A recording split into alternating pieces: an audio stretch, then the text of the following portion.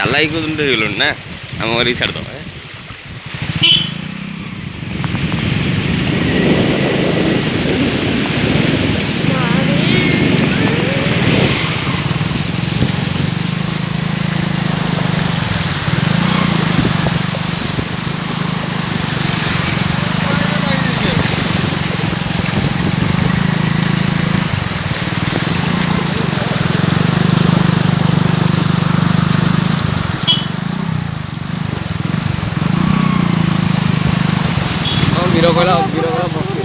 ବୀର କହିଲା ବସେଇଦବ କାହିଁକି କଣ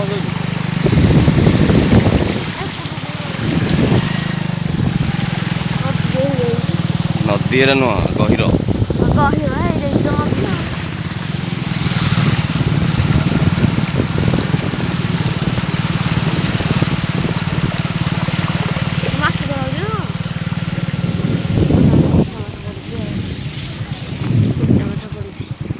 ମାଛ ପ୍ରବଳ।